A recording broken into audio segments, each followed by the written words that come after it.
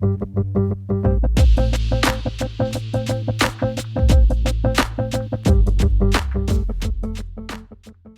everyone, and welcome back to Master Your Life Beyond the Boardroom podcast. I am your host, Luke Beastall, and I have an international female entrepreneur guest with us today. I'm super excited to welcome her onto the show. But before I do, Xanet has had a massive dramatic shift in her life, a stint that has shaped where she is today, which we're going to delve into, a story that I think is probably going to take a lot of you guys listening to this by surprise. This is something unique, something that we don't probably hear of enough. That's why we are here today to have this conversation. She is a best-selling author. She's a sex and intimacy coach. So I'm not really going to go on to too much more. I'm going to introduce her in and I'm going to let her talk a little bit about the author side. I think that's really interesting. So, Xanet, welcome to the show. Thank you, Luke. I am super happy to be here and to have this conversation with you. I've been looking forward to it for a while. Yeah, no, I obviously we were chatting before, weren't we? Obviously, you've been really patient. It's been trying to get time zones. So thank you so much for that. I'm super excited to sort of delve into this. So just for the audience to sort of tune in with who you are and stuff like that. Obviously, best-selling author. Tell us a little bit about, what got you to that stage? How did that come around?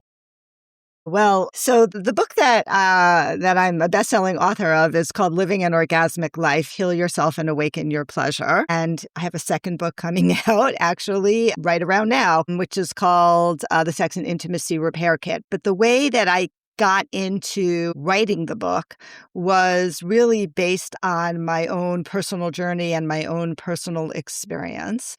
So a little background on me. So by training, I am a lawyer and I practice healthcare law for a portion of my career. And then I worked with, I think you would call them NGOs, but not-for-profit healthcare organizations, and ran a number of them in the United States. And during that entire period of my life, I was also married and living in essentially a sexless marriage, except that we still have two boys who are now adults with their own kids, but that I essentially was living in a sexless marriage for over 2 decades. And the book that I ended up writing was after I had transitioned my life from being a lawyer and running healthcare organizations to becoming a sex and intimacy educator and coach, because I needed to do, when I left my marriage at 50.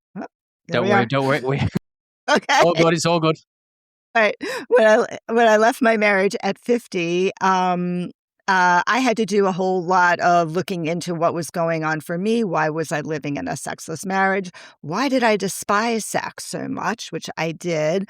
It was very traumatic for me. It was not comfortable for me. There was never pleasure in it for me. And that, the work that I did around that really opened up my eyes to this whole world of different types of sexuality and how impactful it is on your being when you're sexually shut down, and how much your life can change when you're actually able to access that part of yourself and your body. And that basically brought me into the decision to stop being a lawyer, stop doing all of this other, nonprofit stuff, and just turn my career, which I've been doing for the last 15 years now, to become a sex and intimacy educator and coach. And I went through a lot of different training programs.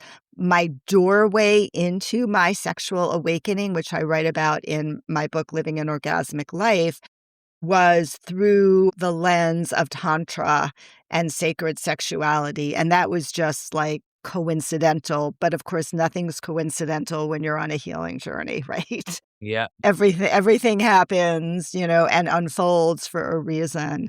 But that was my doorway into it, which really started to help me understand what was happening in my body and be in a place where I could experience and access sexuality in a very safe way, in a very different way. And from there, I just got super interested. I mean, I'm a lawyer, right? So lifelong learner, I got super interested in the topic, and I was like, okay, well, this is cool. I've learned a lot about Tantra. I even became a teacher. But I really, really need to understand like the psychology of relationships and the psychology of intimacy and sexuality. And I need to see, like, why are so many people who have so much trauma showing up in my office? And what do I do about that? And how do I help them, right? So that just opened up another training door and another training door. And, I have like 6 different certifications, but I am a certified somatic experiencing trauma practitioner as well. That was a 3-year training program. That sort of became my whole, I don't know, the whole soup of everything, my tool belt, right? Yeah. And out of that, I started writing this book. And it took me about 5 years to write that first book because I really didn't know what I was writing about in the beginning. Like, I started writing about my own personal journey, my own awakening, my healing, the dissolution of my marriage, my own childhood wounds. But beyond that, I was just sort of opening up my practice and I didn't really know what else to write about. So I had to put it down for a couple of years until I had like 4 years of experience under my belt where I could see the big picture, right? And be able to pull from all of the different clients that I had and their experiences. And it all started to like come into focus, because you probably know this, right? When you're starting out on a new path, Mm. totally new path, right? It takes a while for that information to really integrate till you really feel like, oh, I get it. I understand that. All of these pieces of the puzzle are starting to fall together. So it was 5 years to write that book, but it only took me a year to write my second book. So I feel like that was really, that showed me like, oh, you really know what you're doing now. You've got it. So, but that's really, I mean, there's so much there, Xanet, that you shared. So thank you for sharing that. I mean, that's going to give, Yeah. like I say, the people listening to this or watching back some context on, yourself as a person. Obviously, I can really tell that you're hungry to learn, which is great, obviously, from your background. Yes. Having that experience, I think what's really key here from what I've taken is that experience, that lived experience has allowed you to open this door of opportunity Totally. to lean into a different life. I mean, if you look at, I'm just sat here, I was sort of listening, I was thinking going, she was a lawyer and now she's a sex. That is so different, right? And I know, right? So and much more fun. I highly recommend it. hey, listen, I love that. Yeah, but this is great though. So you never saw this coming. You never thought this would be a thing. My God, Obviously, never. there's loads of certifications in this sort of field, which again, would I have known that? No. Obviously I've heard of somatic healing. We've had some of those sort of guests on the show, but I Mhm. want to commend you for sort of the way that you've gone about this and how it's opened up. But just sort of from even writing the book, because I think that's another thing as well. Like that was 5 years of work, right? I mean, most people wouldn't even have the patience to I know. commit something. Looking back upon hindsight, what do you think? What do you think kept it? Like, what made it 5 years long? Was it a lot of back and forth? Was it just like the writer's block that they say? I'm just Yeah, I mean, I think that very first book, like, it started out as me telling my story, and I could tell my story because I had lived it, right? sure. But I didn't want this just to be like an autobiography. Like, who would care about, my sexual healing? I wanted it to be informative and educational. I wanted to give it context. I wanted it to be about the awakening process and the healing process. And I think, the reason it took so long is because I could talk about the awakening process personally, but again, I started writing this book, maybe I really did start writing it about a year after I put out my shingle. Before I had only done some of the trainings, right? And I really did not have enough experience and probably confidence in myself because, I am a perfectionist. Yeah. um, to be able to say like, oh, I have something important to tell people that I didn't have to go and research, right? I wanted to take it from my own experience from working with my clients. I wanted to be able to, which I did. I weaved throughout the book, oh, I don't know, there's probably 30 case studies, like small little case studies of clients' experiences because I really wanted it to be relatable to other people. I wanted them to see themselves and the possibility of the healings and seeing where some of the wounding took place, right? But I didn't have enough material to work with, and I didn't understand how all of the pieces were put together because during that period, I was still going through my basic training programs, right? Mm. And, taking this workshop and that advanced workshop and whatnot, right? Until I could really see the whole picture. And that's why it took so long. So it's not like it took 5 years for me to write. I wrote the first part of it, and then I put it down. And then 4 years later, I would look at it every once in a while and I'd be like, can I do it? Am I here? And then I don't know what happened. One day I was just I know what happened. I went to, where was I? Thailand. I went to Thailand for 8 weeks.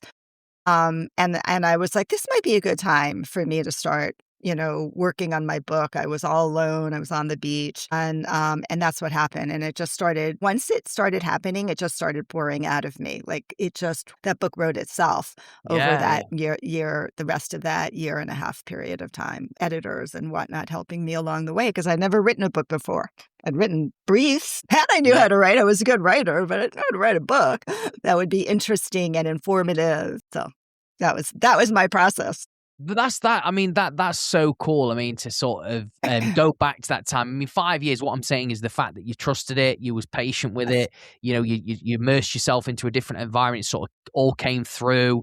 But that sort of book has become a best-selling book, and that it's Yeah. now led on to another one that you've refined. It's become quicker.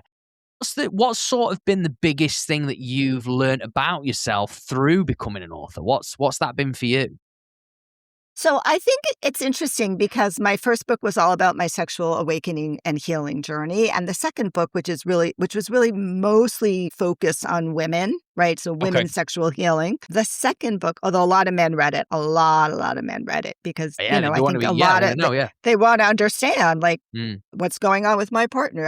How can I understand women better? My second book is focused on couples, which is what who I primarily work with right now. And, I also, and again, this is part of my journey, going from, a divorce to being in a solid partnership for 4 years. But I had a lot of other relationships and partners along the way, right? And each time I was able to learn more about myself and how I show up in a relationship and where my childhood wounds show up, my attachment wounds show up. And I think that the second book also incorporates some, not as much, but some of my own experience, particularly with this partner and the challenges that we go through, even though we're in a very solid partnership, but that all of the, issues that come up in a relationship, in a long-term relationship around intimacy and sexuality and triggering each other. And how did we learn from that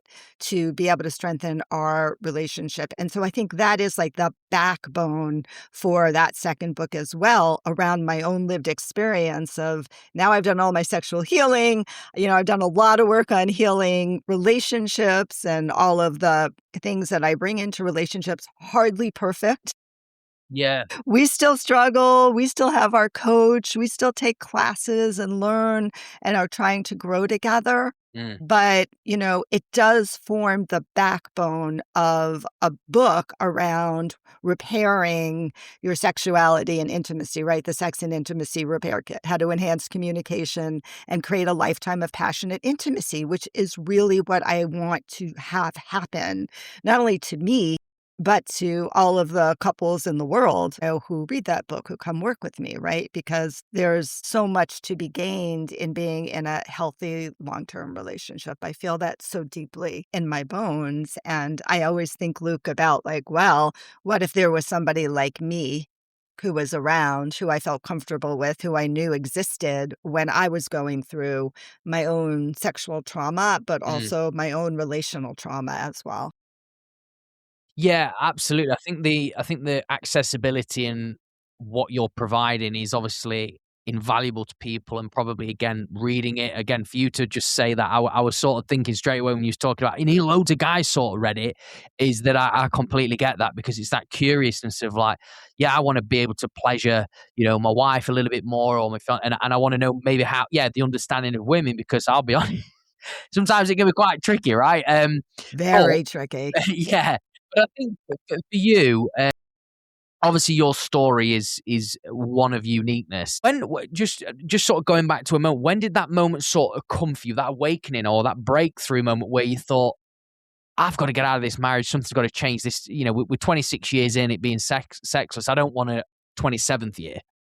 Yeah, I mean, it's so funny that you said that. I'm going to tell you the story exactly. It happened on, I can't give you the year, I'd have to do the math, but it happened on May 19th, which would have been our 25th, and was our 25th anniversary, where my ex-husband and I were sitting in a restaurant in the middle of New York City, because we lived in New York City at the time. And honestly, like, as you know, I had experienced for a decade, like, we didn't have that much to say to each other. At that point, our kids were both in college. They were doing really well. We didn't have to be talking about them. We could talk about our jobs, but beyond that, we had nothing to talk about. And I just remember sitting there looking at him on the other side of the table, which, by the way, I will never do that again. Like, my partner and I always sit on the same side of the table wherever we are. Oh, okay. There's something about that distance that it's a trigger for me. But, looking at the other side of the table, and I just said to myself, yeah, this isn't going to happen again. This is the last anniversary that we're ever going to spend together. And then that's when I made the decision internally. And then like 6 months later, we separated. Wow. But it just became very clear. I'm done. Wow. So did it just come to you quite instantly? Was it a build-up? Was it sort of like something you'd held on to? Not at all instantly. I had a 7-year plan. To get out of but because we had kids in high school at the time, it was just not something that I felt comfortable doing or bringing up until they were really launched, because I was concerned about the effect that would have on them. But this was not a like, oh my God, this was like been built up for 7 years. And finally I got the kahunas to be able to actually like, okay, yeah, this is it. We cannot go on like this. We were both miserable. Let me be very clear about that. It's not like we were happy living in a, we were in a loveless marriage, no intimacy. We were sleeping in separate rooms. We both had created our own lives. He worked all the time. He was a lawyer in a big firm and worked really, really long hours. And I had created my own, I had my own consulting company at that point. I was also producing Broadway musicals on the side. So we both had like really gone in our own sort of different directions. It just was no love lost. Yeah, so I mean, obviously, yeah, you sort of both knew, right? So I mean, I just weren't sure whether that was the awakening part and how that led, but a 7-year plan, understanding obviously there's a lot more to it than sort of meets the eye. So for you, 7 years, I mean, so you had that plan. Was that a plan that you sort of openly spoken to your partner about, or was it something that you just sort of, okay. No, the first time I brought up separation was when we decided to separate, and we just kind of sat down. We're both lawyers. Like, this isn't working for me. Is this working for you anymore? Nope, not working for me. He took out a yellow pad, put a line down the middle, and we started literally dividing up assets. That's how it worked. It was not adversarial. It was very amicable, at that time. But I think we were just both really done. Yeah, you sort of know sort of when when you're done. When yeah. So yeah, obviously you got to your partner your husband, should I say, where when you sort of know. So for you then, with being a lawyer at that stage, obviously he was a lawyer as well. Did that sort of like make you fall out of love with being in law, or did you sort of feel a bit lost? I'm just curious on that, because obviously that's a big change in your life. Yeah. So I only lawyered officially for like 4 or 5 years. I did healthcare antitrust law in a law firm. And then I transitioned to running like a Washington, D.C. lobbying office. And eventually I ran a couple of physician membership organizations in Washington, D.C., because that's where we were living. That's where we got married. That's where we both went to law school, got married, and were living. So I wasn't really lawyering, but I was a healthcare executive, right, for 20 odd years. And I liked what I did. It was interesting. I made really good money. I was very entrepreneurial. I was running my own business. I had an employee. I did a lot of independent contracting. I worked with pharmaceutical companies and whatnot. But it wasn't, I don't know. I always felt like there was something missing. That's all. That's the only thing I can I can say, right? Like there was a lot missing in my relationship, but there was something missing in the work that I did. Just wasn't as fulfilling as I really hoped it would be, other than I made great money. So I think that in large part, like this transition, which was a transition moving from New York City to California, San Francisco, where I didn't know anybody. My kids were all on the East Coast. All my friends and family were on the East Coast. But California was the place which was very sex positive and where pretty much all of the sexuality training programs and gurus actually lived in California at the time, was really just part of my like reclaiming a complete new identity, both in my body, like, oh, all of a sudden I'm a sexual woman. Wow, what's that like?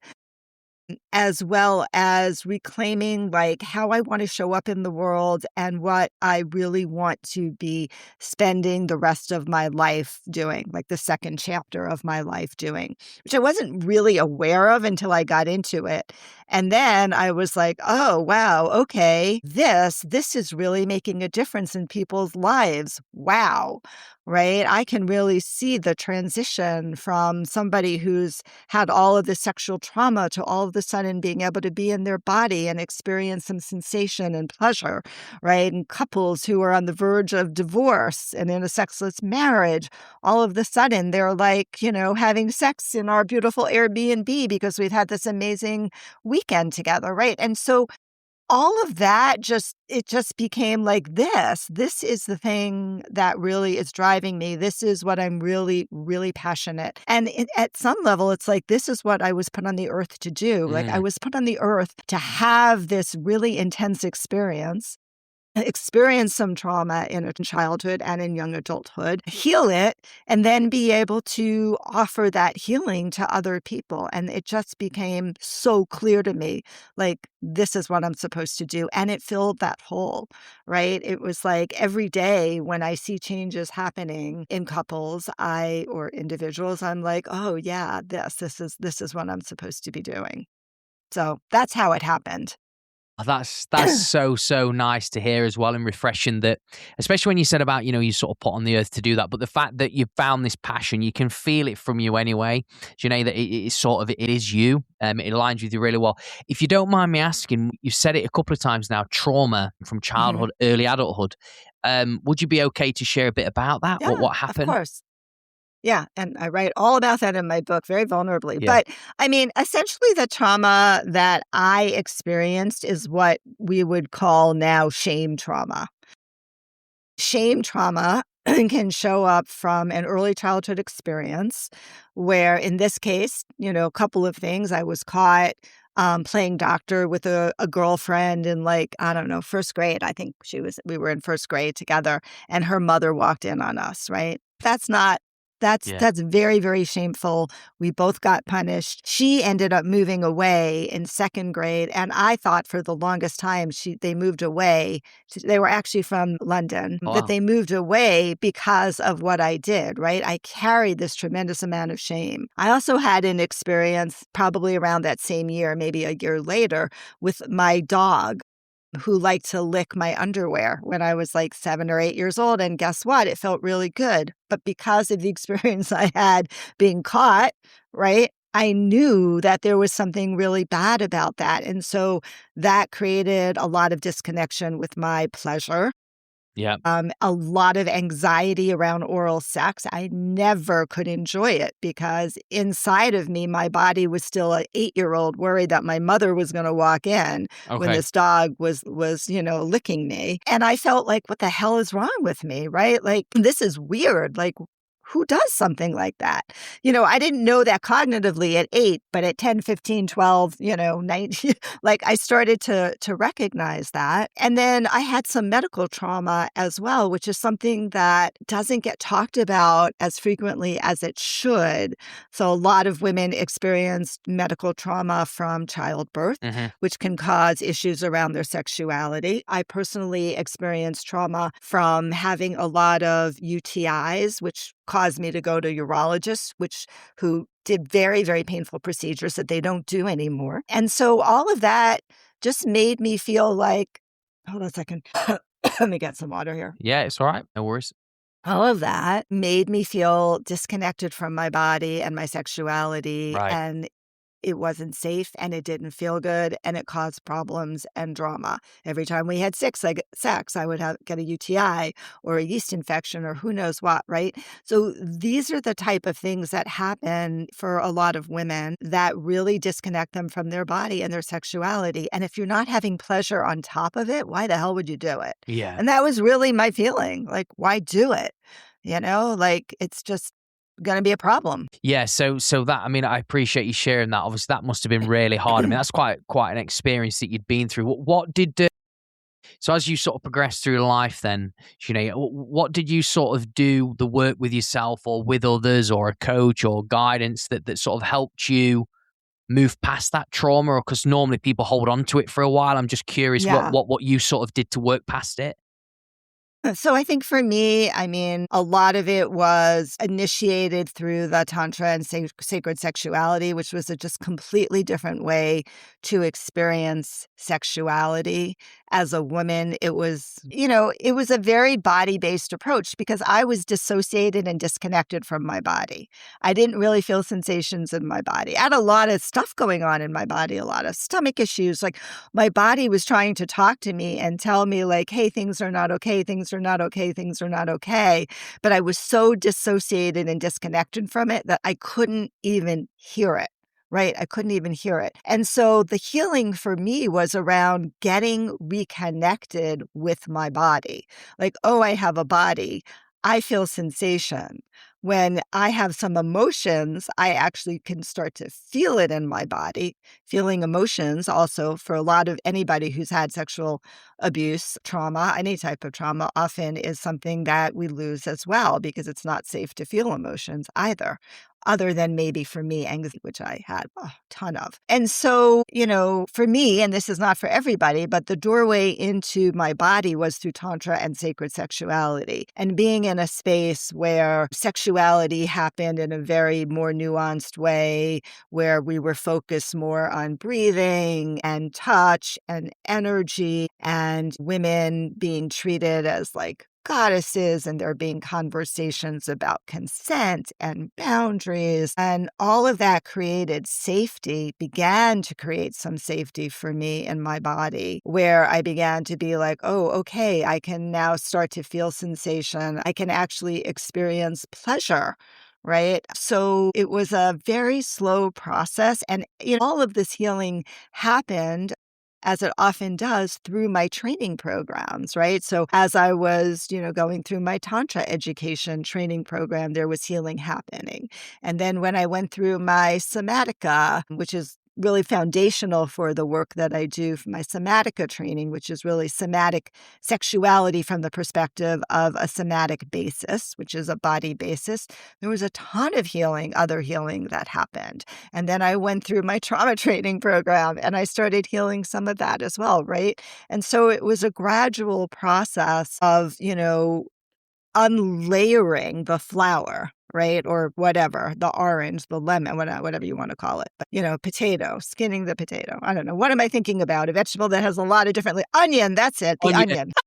I knew I'd figure it out. The onion, unlayering the onion, right? Because there were a lot of different layers to that onion. And under every layer, we found something else in the healing journey. But it was a very body-based approach, which is the work that I do. And I think why my work is so effective. Because, when you think about it, right, sexuality and intimacy, like it happens in the body, not in your head. And most of the time, when people are struggling around that, they're in therapy and they're talking about it and they're reading about it and they're watching videos, all of which is great for education, but it doesn't shift what's actually happening in the body itself. It doesn't shift the brain chemistry. It doesn't shift the way the neurons are working. It doesn't shift the pathways, the neuronal pathways, until you're actually experiencing a shift in your body itself. Yeah, I mean, obviously, I love the part where you said as well, yourself doing it through your work. I guess you're working on yourself, going through these educational programs, learning more about it, going through the healing journey, physicality of the body and stuff like that. Obviously, it's got you into a passion of you now helping others achieve the same. Now, for me, I'll be honest, when I hear about these conversations, you sort of can get a bit uptight. You can be sort of a little bit uncomfortable, wanting to maybe talk about the intimacy, or, obviously, again, you'd been in that place, right? You'd been in that place for a long Mm, time where maybe intimacy wasn't really ever spoken about, like say 26 yeah, years of sexless marriage. I mean, I'm just yeah, curious, like, number one, how did you reignite that in yourself again to express? Because you must have been in a bottle yeah. Oh well, my you God, was, yeah, for so long. yeah, Yeah, yeah, yeah. Again, it was for me, it was a lot of different things that happened. And, I think in some ways it felt, if you will, safer to start to explore my sexuality without having to explore my intimacy because I had been so, really injured from being in that sexless marriage that I really didn't want to trust, or I couldn't trust. I couldn't open my heart up to anyone, even a little bit, because I just had to keep myself safe. And that part, the sexuality started to open up faster, quite a bit faster. Then I think also getting out of the marriage helped too, right? It was just like, okay, I get to start over. I don't have to take all of this baggage, all of this horrible experience that we had. I get to be with somebody totally different, and that itself was very, very cleansing for me. But the intimacy part, the opening up my heart, I mean, that took a really long time. It was like 10 years before I've been out of this marriage now for what, 20 years.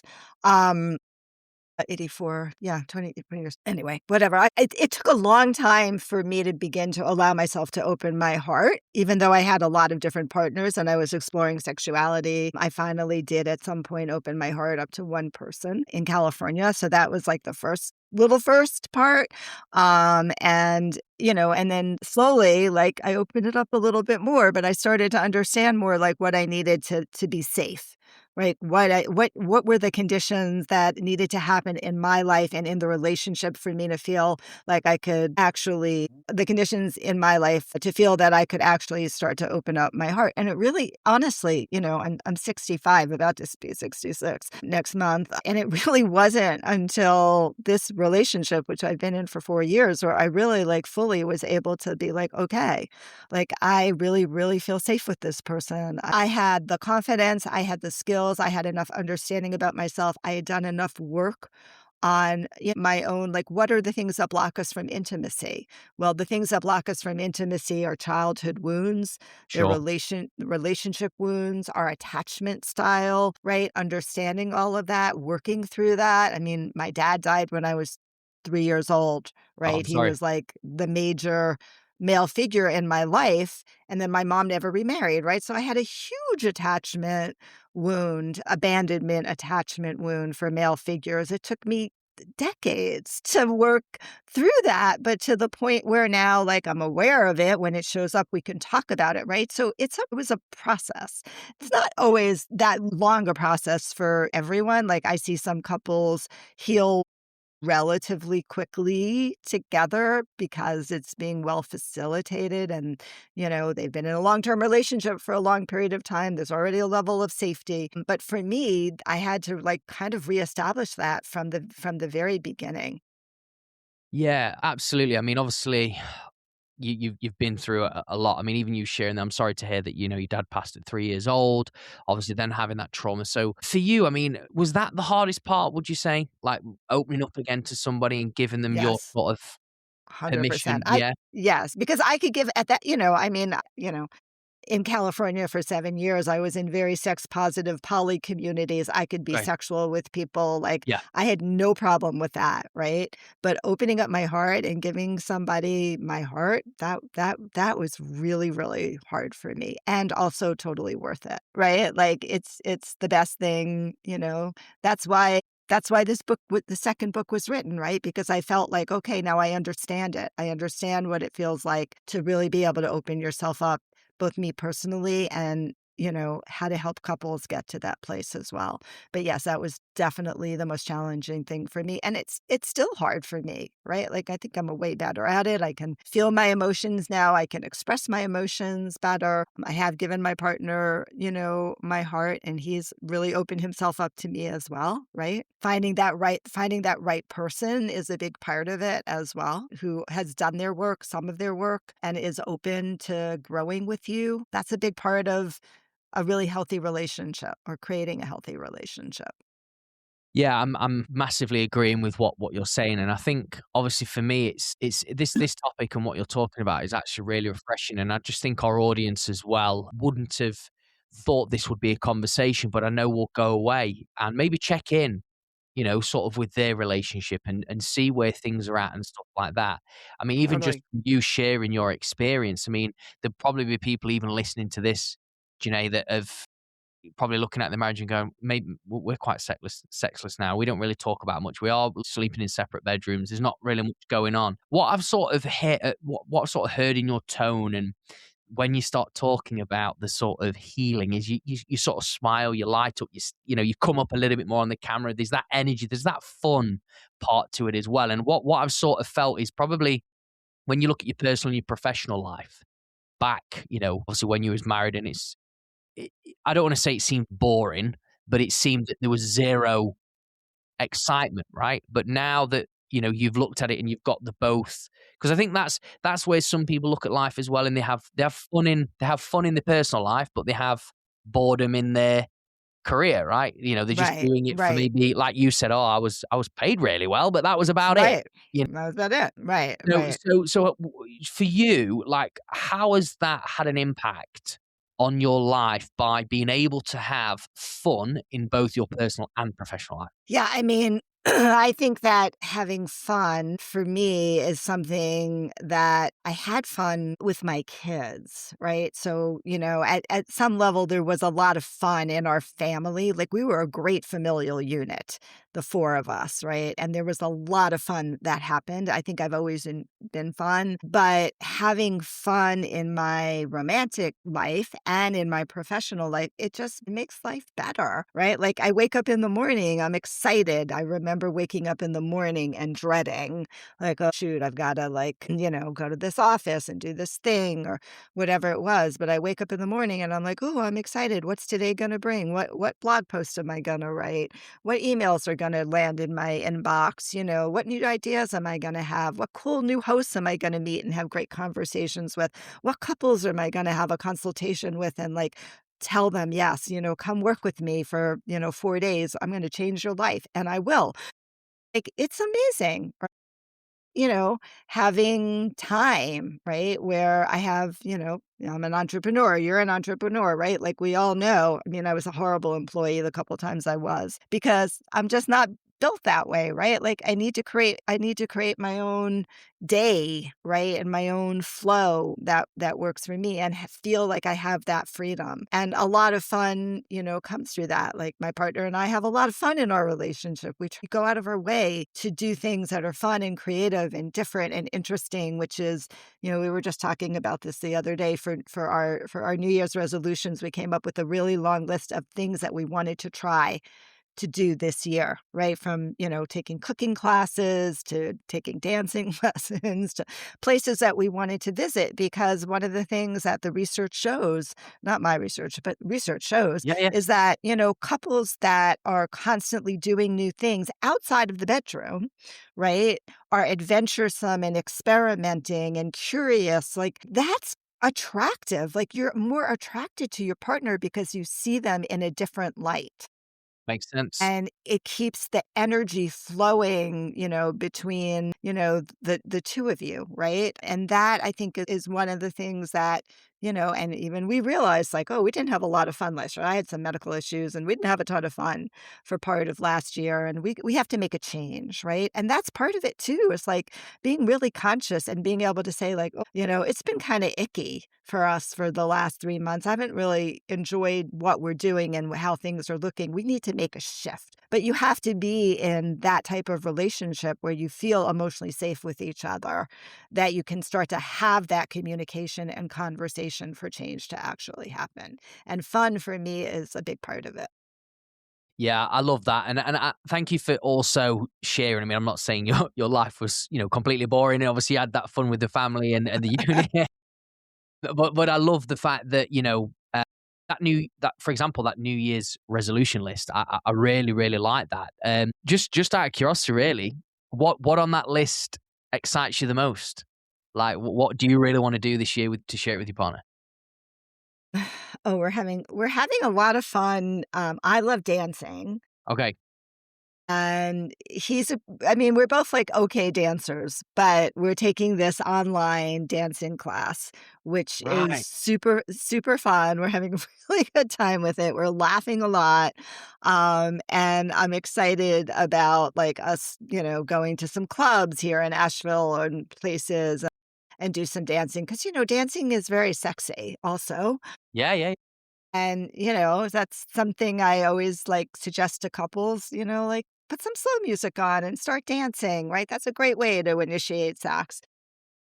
So that's one of the things that, I think, I'm really, excited about. I can't remember what else was on that list. We're gonna go to more theater, like, I love theater. So, yeah, there's just, like, things that we haven't done that I'm excited about doing, and really, it's just that we're doing things, like, we even bought a whole bunch of board games, and we've been playing games a lot of times at night, right? And that's fun, right? We Yeah. laugh, we're competitive with each other, so really, like, continuing to identify activities that create connection because you Mm. learn something about your partner as well, right? Yeah, yeah, yeah. Every time you do something like No, that's so much fun. I really love that as well. The fact, you're trying to bring that fun, obviously, in your relationship, but doing it through different things, not just it being one thing. Because it's very easy right, to sort of, I guess, be comfortable. You do your work, I do my sort of totally. work. We'll come together. So sort of for you then now becoming this obviously sex and intimacy coach.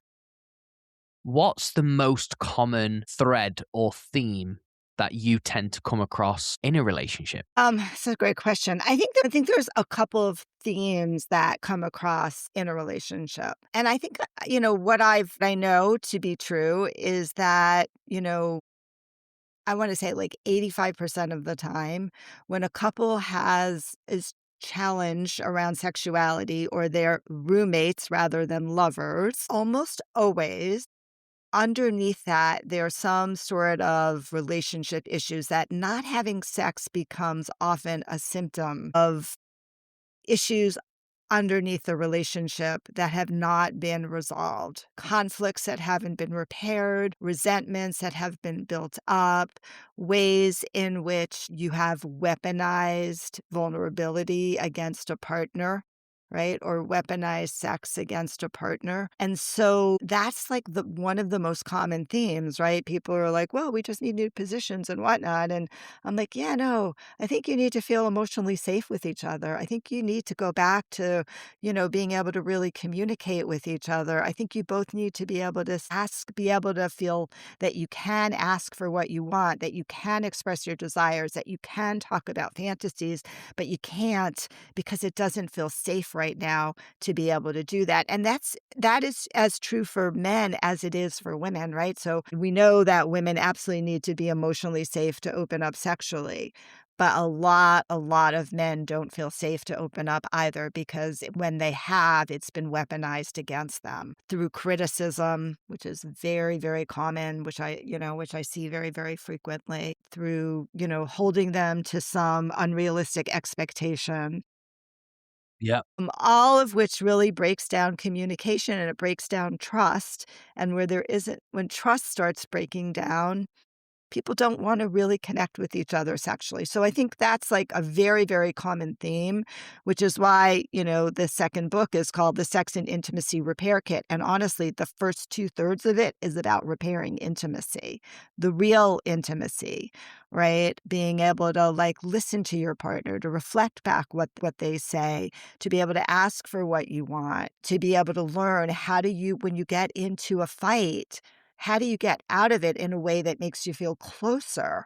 Mm. rather than you sweep it under the rug or you just like keep on fighting and escalate and escalate and escalate. And how do you stop all those resentments from building up? And that's really I think that's such fundamental work and tools and skills that people can learn. So I think that's a huge piece of it. And then I think a second part of it, why, a common theme that I see is that people are just bored with their sex life. Okay. And because they're bored with their sex life, and this, and I know we talked about like you have a lot of male listeners, so I really want to say this, and I want you guys to hear what I'm saying. Women get bored very easily. I don't know if it's in our DNA, but we really do get bored very easily. We need a lot of different types of experiences and stimulation. And my experience in working with hundreds of couples and men as well is like for a lot of men, like they're okay. If we just are doing the missionary position, this is not true for everybody, but it's okay. And for women get to the point where like, yeah, this is like really boring and, there's a lot of other things I'd rather be doing. And then that's how, and then, their partner tries to initiate and they get rejected, Mm. right? And then they initiate again and they get rejected. And then the men are like, this is a very typical hetero dynamic.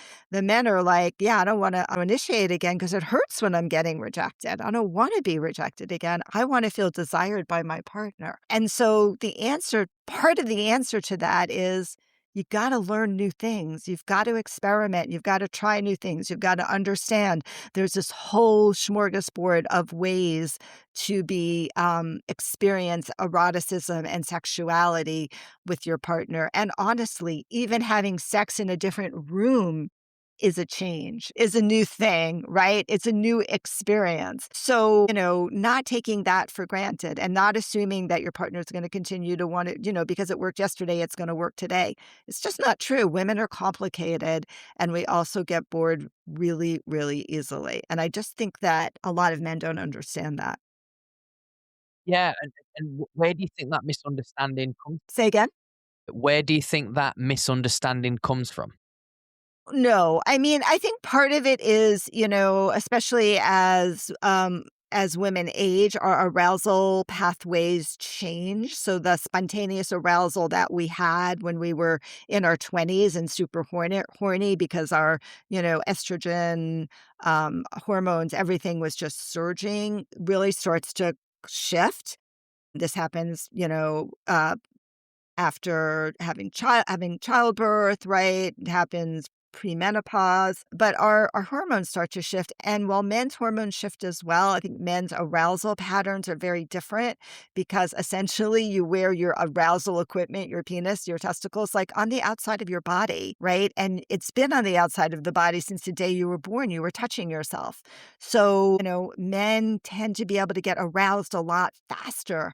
Right? And I think that is part of the confusion that happens. A man thinks that, well, if you touch my penis, I'm going to get hard and I'll be ready for sex maybe in, a couple of minutes. So it should be the same for you, right? I touch your nipples or your clitoris and you're ready to go. And women are like, whoa, no, we're not, right? That is not how our arousal pattern works. We take a lot longer to actually get to the place of being aroused and ready for a penetrative sex.